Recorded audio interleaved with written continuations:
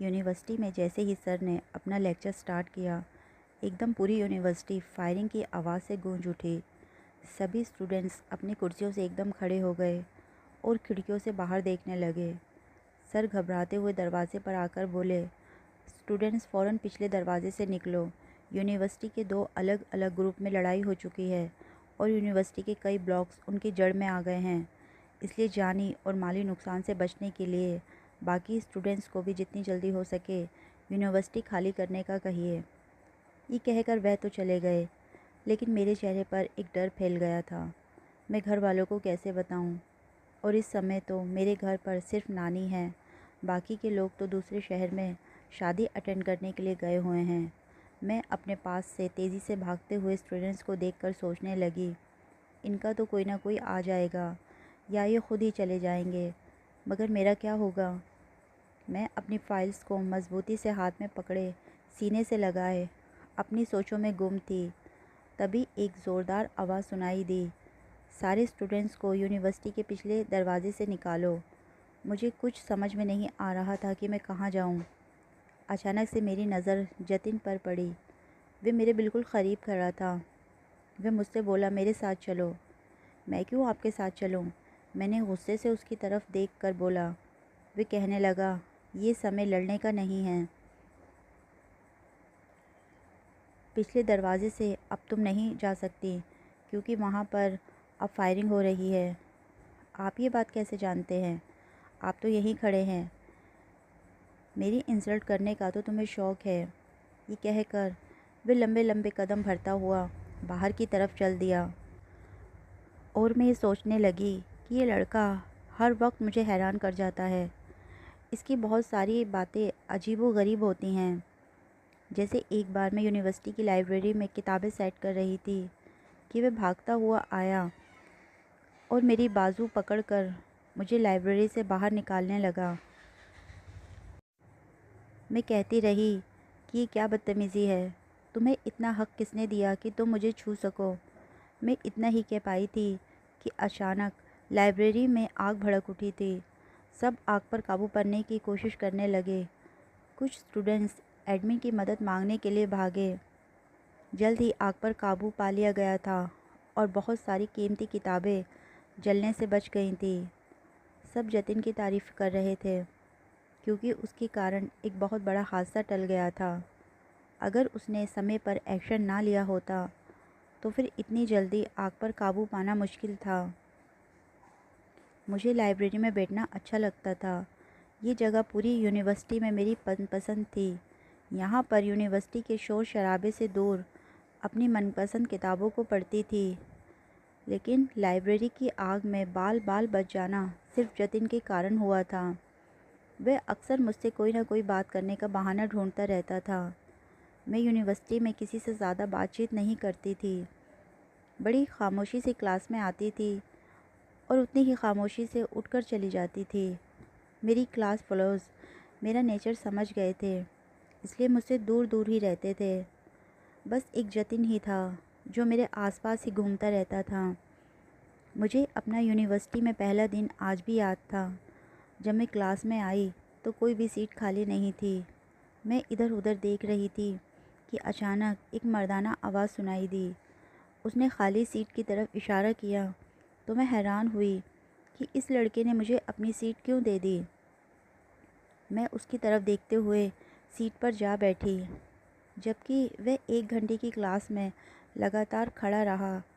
तो ना जाने क्यों एक पल के लिए मेरे दिल में उसके लिए हमदर्दी आई थी। एक पल को जब मेरी आंखें उस लड़के की नज़रों से टकराईं तो ऐसा लगा जैसे पूरे शरीर में करंट दौड़ गया हो। मैंने एकदम से अपनी नज़रें फेर लीं। मैं तो पहले ही अपनी ज़िंदगी के मुश्किल दौराहे पर खड़ी थी। अचानक ही ज़ोरदार गोलियों की आवाज़ से मेरी सोच भंग हुई। यूनिवर्सिटी में होने वाले हंगामे को देखकर मैं अब यही सोच रही थी कि क्या करूं, किस तरफ जाऊं, क्योंकि मुझे इतना तो जतिन पर भरोसा था कि पिछले दरवाज़े के बारे में जो बात उसने कही है वे यकीनन गलत नहीं होगी। मैं यूनिवर्सिटी के पिछले दरवाज़े की तरफ तो नहीं जा सकती थी, मगर अब मैं किस तरफ से निकलूं? मैं खुद से ही बातें करती हुई एक तरफ चल पड़ी। लेकिन तभी मेरी नज़रों के सामने लड़कों का वह ग्रुप खड़ा था जिससे यूनिवर्सिटी की हर लड़की बचने की कोशिश करती थी। ये बिगड़े हुए अमीरज़ादे थे जिनकी हवस भरी नज़रों से हर शरीफ लड़की बचने की कोशिश करती थी। मैं उन्हें देखकर ये सोचने लगी कि अब आगे कैसे जाऊं। इतने में उन लड़कों ने भी मुझे देख लिया और वे तेज़ी से मेरी तरफ आए और बोले, आपको अभी तक यूनिवर्सिटी से चले जाना चाहिए था। उस ग्रुप का लीडर बादल मेरे करीब आकर बोला तो मैं थोड़ी सी पीछे हटकर डरी हुई नज़रों से उसकी तरफ देखने लगी और हकलाते हुए कहा, लेकिन मैं किस तरफ से जाऊं, समझ नहीं आ रहा। पिछला दरवाज़ा भी बंद कर दिया गया है और सामने के दरवाजे से फायरिंग की तेज़ आवाज़ें आ रही हैं। मेरी बात पर वे परेशान होकर बोला, आपने अच्छा किया जो पिछले दरवाजे से नहीं निकली।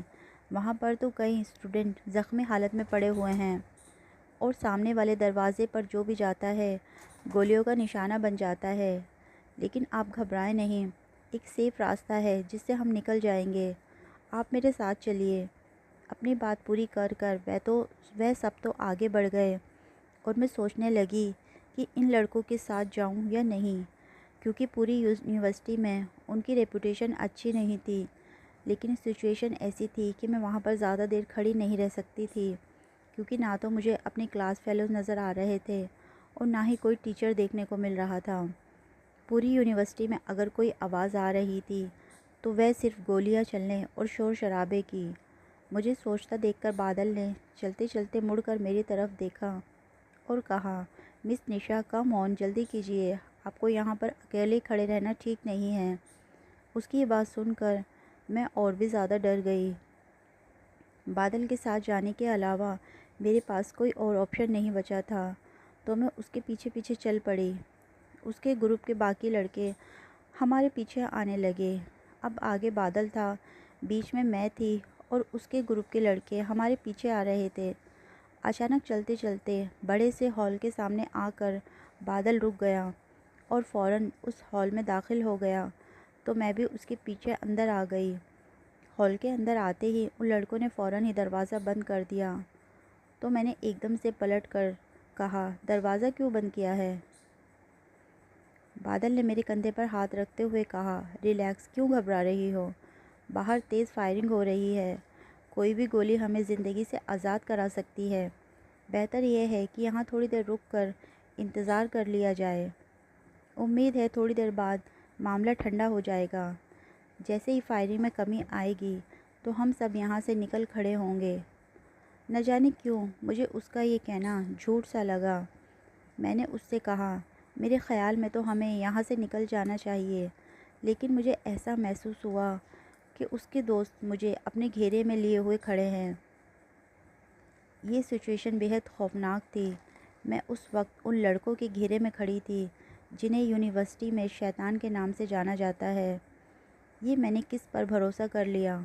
मैं दिल ही दिल में खुद को कोस रही थी। बादल मुझे अपनी नरम मुलायम बातों में बहलाने की कोशिश कर रहा था कि अचानक ही मैं उनका घेरा तोड़कर दरवाजे की तरफ दौड़ पड़ी और दरवाजे की कुंडी खोलने लगी।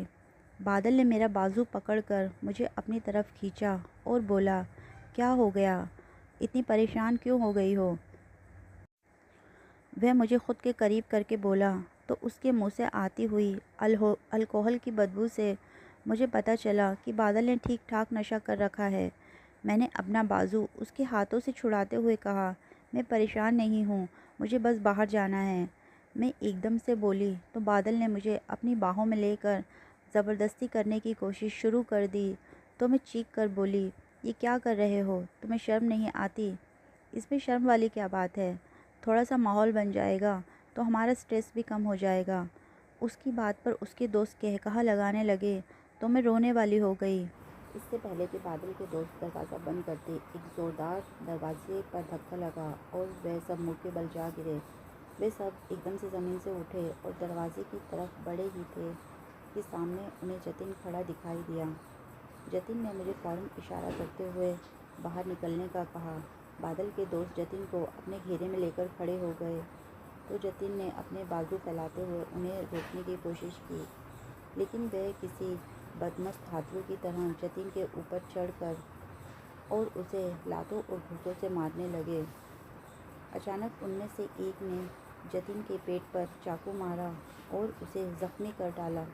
जतिन तकलीफ से दोहरा हो गया।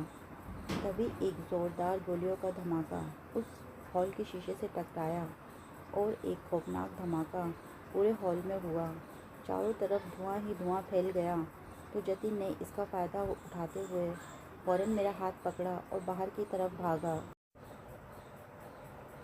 उसके ज़ख्म तेज़ी से खून बह रहा था, जिसने उसकी शर्ट को लाल कर दिया था। हम तेज़ी से उस हॉल से भागे ही थे, लेकिन सामने से गोलियों की बरसात हो रही थी। हम एक तरफ दौड़े चले जा रहे थे, लेकिन इसके साथ ही हमारे पीछे बादल के बंदे भी दौड़े चले आ रहे थे। हमारे यहाँ पर रुकना अपनी मौत को दावत देने के बराबर था। हमने एक दूसरे का हाथ तेज़ी से पकड़कर तेज़ी से सामने की तरफ भागना शुरू कर दिया, लेकिन हमें लगातार अपने पीछे भागते कदमों की आवाज़ें आ रही थी। अचानक सामने सीढ़ियों को देखकर जतिन ने मुझे उन सीढ़ियों की तरफ धकेला और ख़ुद भी मेरे बेहद करीब आकर खड़ा हो गया। तभी बादल की आवाज़ सुनाई दी, कहाँ जा सकते हैं वे लोग, तुम लोग उस तरफ ढूंढो। ये सुनकर रही सही हिम्मत ख़त्म होने लगी थी। मैंने गौर से जतिन की तरफ देखा, जिसका चेहरा हल्दी की तरह पीला पड़ रहा था, लेकिन वह अपनी हिम्मत से ज़्यादा इस सिचुएशन को संभालने की कोशिश कर रहा था। वह मुझे वहीं खड़ा रहने का कहकर खुद हालात देखने के लिए थोड़ा सा बाहर निकला, तो मैंने देखा कि उसके पेट की कमीज़ खून में भीग चुकी थी। ये देखकर मेरी आंखें फटी की फटी रह गईं। ये सब मेरी वजह से हुआ है। मेरी आंखों से आंसू बहने लगे। जतिन मेरा हाथ पकड़कर तेज़ी से वहाँ से भागा और यूनिवर्सिटी से बाहर लाने में कामयाब हो गया। फिर वहाँ से एक शॉर्टकट रास्ते के ज़रिए हम रोड पर आ गए। मैं उसे फ़ौरन अस्पताल ले गई। उसकी मरहम पट्टी करने के बाद मैं उसे लेकर बाहर निकली, लेकिन जतिन की हालत इस काबिल नहीं थी कि मैं उसे अकेला छोड़ देती। उसने कदम कदम पर मेरी जान बचाने की कोशिश की थी। आज भी अगर वे समय पर ना पहुंचता, तो शायद मैं बादल और उसके दोस्तों की हवस का निशाना बनकर हमेशा हमेशा के लिए अपनी इज़्ज़त खो बैठती। मेरा दिल नहीं मान रहा था कि मैं जतिन को यूँ आधी बेहोशी की हालत में रास्ते में छोड़कर अपने घर चली जाऊँ। इसलिए मैंने एक कड़ा फ़ैसला किया और जतिन को अपने घर ले गई, जहाँ पर मामा की फैमिली शादी पर गई हुई थी। मैंने गेट मेन चाबी से खोला और जतिन को सहारा देते हुए अपने कमरे में ले जाने लगी। मैंने नानी के कमरे में झाँक कर देखा तो वे सो रही थी। वैसे भी वे ज़्यादातर अपनी दवाइयों के असर में सोई रहती थी। उसे अपने कमरे में लेटाकर मैं वहाँ से किचन में आई और हल्दी वाला दूध गर्म किया और अपने कमरे में आ गई। वे बिस्तर पर लेटा हुआ था। अपने बिस्तर पर यूँ एक गैर नौजवान लड़के को लेटे देखा तो 1 मिनट के लिए मैं चुपचाप खड़ी हो गई। फिर जतिन के करीब बैठकर उसे आहिस्ता से आवाज़ दी तो उसने बड़ी मुश्किल से अपनी आंखें खोलकर मेरी तरफ देखा। मैंने उसे सहारा देकर उसके सर को थोड़ा सा ऊपर उठाया और दूध का गिलास उसके होठों के साथ लगा दिया। फिर उसका सर तकिए पर रख दिया था। उसके चेहरे की रंगत साफ बता रही थी, साथ साथ उसकी आंखों में मोहब्बत का एक समंदर भी दिखाई दिया। मेरी फैमिली अभी शादी में गई हुई थी, तो आपको यहाँ से उनके आने से पहले चले जाना बेहतर है। मैं इससे ज़्यादा आपके लिए कुछ नहीं कर सकती हूँ, मेरी मजबूरी है। मैंने सर झुकाते हुए आहिस्ता से जतिन से कहा, मैं अपने दोस्त को फ़ोन कर लेता, लेकिन पहली बात तो ये है कि मेरा फ़ोन वहीं पर गिर गया था और मुझे उसका नंबर याद नहीं। दूसरी बात यह है कि उस हादसे के बाद तो हॉस्टल खाली करवा लिया जाएगा और यूनिवर्सिटी अभी काफ़ी दिनों तक बंद रहेगी, तो इस हालत में मैं कहाँ जाऊँगा। मैं उसे परेशानी से देखने लगी। उसके पेट पर चाकू का ठीक ठाक ज़ख्म था। मैं अभी उसे कुछ जवाब देने के बारे में सोच ही रही थी कि एकदम से नानी की आवाज़ आई। वे कमरे का दरवाज़ा खटखटा रही थी। मैं ये सोचकर कँपा गई कि अगर नानी ने जतिन को मेरे कमरे में देख लिया तो क्या होगा। मैं दरवाज़ा खोलकर कमरे से बाहर आई और जल्दी से दरवाज़ा बंद कर दिया। मेरी हड़बड़ाहट देखकर नानी कहने लगी, ये तुम किससे बातें कर रही हो? मैं बहुत देर से दरवाजे पर खड़ी तुम्हारी बातें सुने जा रही हूँ। क्या तुम्हें अकेले में बातें करने की इतनी आदत हो गई है कि यूनिवर्सिटी से वापस आकर अपनी नानी से बात करने की भी फुर्सत नहीं है? नानी मुझे आगे से हटाते हुए कमरे के अंदर आ गई और बेड पर आकर बैठ गई, लेकिन जतिन बेड पर नहीं था। ये देखकर मैंने चैन की सांस ली। नानी मेरी बदलती हुई रंगत को देखकर परेशान होकर बोली, ये तुम इस तरह क्यों खड़ी हो? क्या हो गया है? क्यों इस कदर डर गई हो? तुमने खाना खा लिया क्या? नानी ने मुझे खामोश नज़रों से खड़ा देखकर आहिस्ता से पूछा। मैंने नहीं में सर हिला दिया। वे कहने लगी, इस तरह करो, खाना यहीं ले आओ, मुझे अब बाहर नहीं जाने का होता। वैसे भी तुम्हारे मामा तो अब 2 दिन बाद ही लौटेंगे। नहीं नानी, हम यहाँ पर खाना नहीं खा सकते हैं, मैं हड़बड़ा कर बोली। तो नानी ने मेरे चेहरे की तरफ देखकर कहा, क्यों, यहाँ पर क्या है जो हम यहाँ पर खाना नहीं खा सकते? वे मुझ पर बिगड़ने लगी। तुम ठीक तो हो? क्या हुआ है तुम्हें? मेरे चेहरे पर पसीने की नन्ही नन्ही बूंदें उभरने लगी और मैं हकला कर बोली, मुझे क्या होना है नानी, लेकिन आपको यहीं पर ही क्यों खाना खाना है? क्या पागलों वाली बातें कर रही हो? क्या हम पहली बार यहाँ पर खाना खाएंगे? अब मैं नानी को जतिन की हालत के बारे में कैसे बताती? अगर अब तुम्हारी बातें ख़त्म हो गई हों तो जाकर खाना ले आओ, मैं अपने कमरे में जा रही हूँ। ये कहकर वे फ़ौरन कमरे से बाहर निकल गईं और ये सोचकर मेरी कनपटियाँ जलने लगीं कि अगर नानी जतिन को मेरे कमरे में देख लेती तो क्या होता। मैं फटाफट खाना गर्म करके नानी के कमरे में ले गई। नानी बेड पर बैठी हुई थी। मैं नानी को दिखाने के लिए खाना खाने लगी, नहीं तो मेरा खाने का बिल्कुल भी दिल नहीं कर रहा था। मैं सोच रही थी कि अगर वह जतिन को मेरे कमरे में देख लेती तो शायद पूरा घर सर पर उठा लेती। मैंने खाने की ट्रे में बर्तन रखे और बर्तन लेकर किचन में आ गई। खाने के सारे बर्तन धोकर मैंने एक नज़र नानी को देखा। वह आंखें बंद करके लेटी हुई थी। मैं फ़ौरन अपने कमरे में आई तो जतिन को अपने कमरे की इकलौती खिड़की के पास खड़े देखकर मेरी जान निकल गई। मेरी आहट पाकर वह एकदम से मुड़ा तो उसके चेहरे पर खूबसूरत सी मुस्कुराहट खिल रही थी। मैंने अपने कदमों को वहीं रोककर आहिस्ता से बोला, अगर तुम्हें किसी ने मेरे कमरे में देख लिया तो मेरी बहुत बदनामी होगी। वे चुपचाप जाकर बेड पर बैठ गया और कहने लगा, तुम इतनी डरी हुई क्यों रहती हो? तुम्हारी यही घबराहट देखकर मैं कॉलेज में तुम्हारे पीछे पीछे रहता था, क्योंकि इतना तो मैं जान गया था कि तुम काफ़ी डिस्टर्ब रहती हो। तुम अपने मामा के यहाँ पर क्यों रहती हो? तुम्हारे मम्मी पापा कहाँ हैं? अचानक मम्मी का ख्याल आते ही मेरी आंखें आंसुओं से भर गईं। जतिन मेरे चेहरे की बदलती रंगत देखकर परेशान सा हो गया।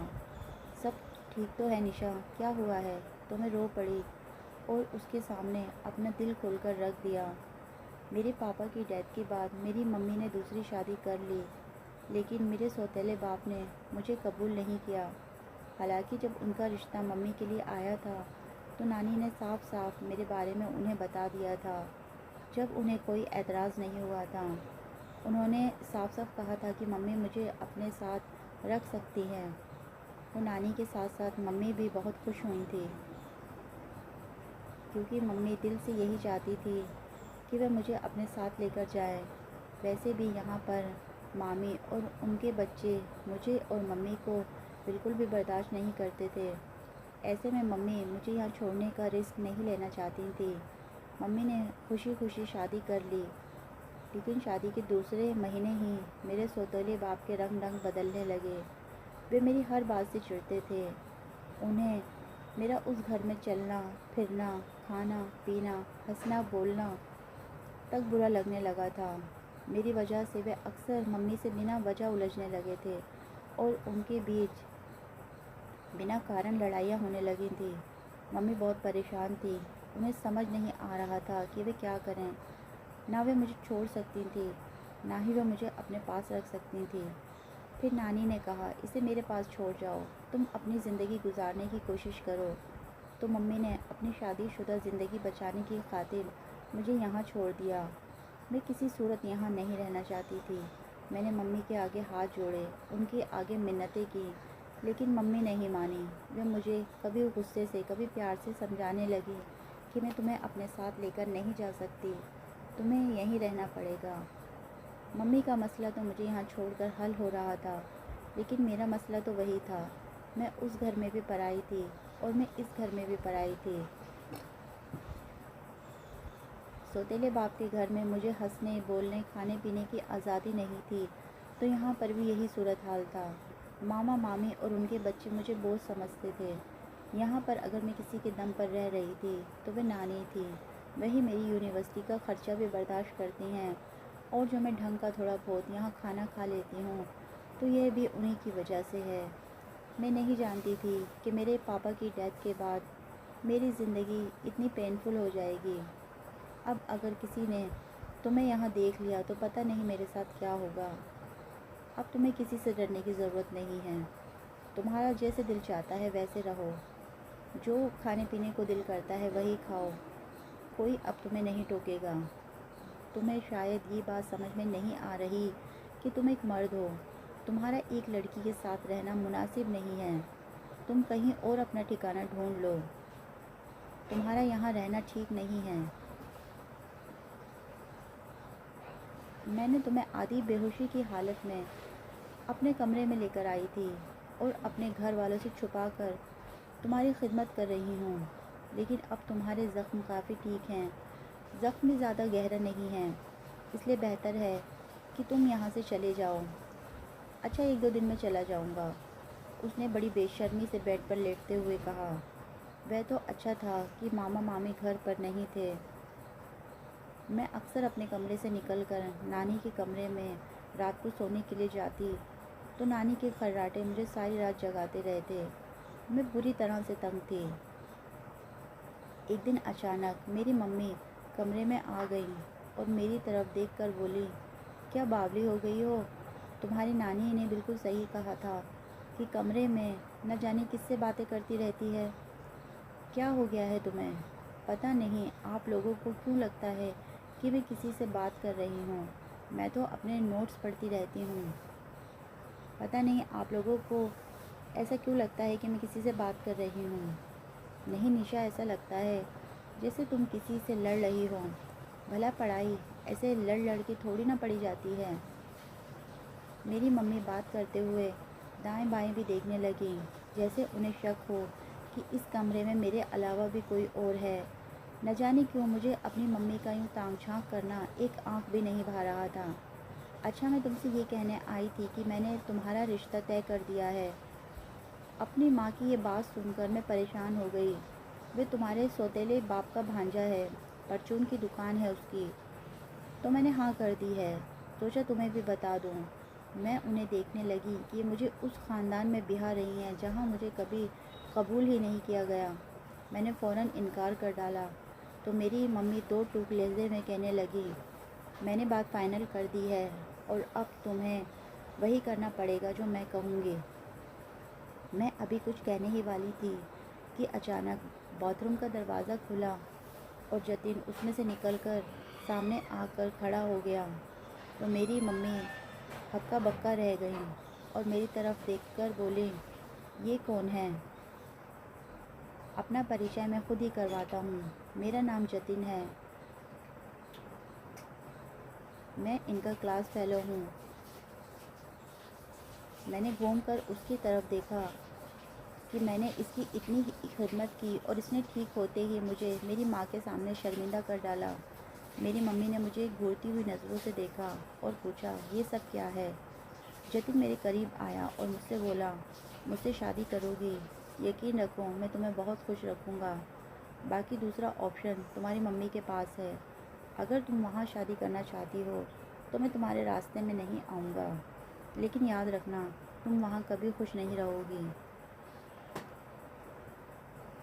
लेकिन मैं तुम्हें खुश रखने की पूरी गारंटी देता हूँ। चाहे तो मेरा हाथ थाम लो, चाहे तो इनकार कर दो। ये कहकर उसने अपना हाथ मेरे सामने बढ़ाया तो मैंने बगैर कुछ सोचे समझे उसका हाथ थाम लिया। मम्मी, आप कितनी सेल्फिश हैं। मैंने आंसू भरी आंखों से अपनी माँ की तरफ देखा। जो मेरा रिश्ता मेरी मोहब्बत में नहीं बल्कि अपनी शादीशुदा ज़िंदगी को बचाने के लिए करके आई थी। मेरी खुशी से उन्हें कोई मतलब नहीं था, लेकिन मैंने तय कर लिया था कि मैं अब किसी के लिए अपनी खुशियाँ कुर्बान नहीं करूँगी। इसलिए मैंने पूरे होशो हवास के साथ जतिन का साथ कबूल कर लिया। जतिन मेरा हाथ पकड़कर घर से बाहर निकल गया और मम्मी वहीं खड़ी मुझे देखती रही। तो दोस्तों, ये थी हमारी आज की कहानी। वीडियो को लाइक ज़रूर करें। अगर आपको मेरी कहानी अच्छी लगती हो तो ऐसी कहानी रोज़ाना सुनने के लिए हमारे चैनल को सब्सक्राइब कीजिए।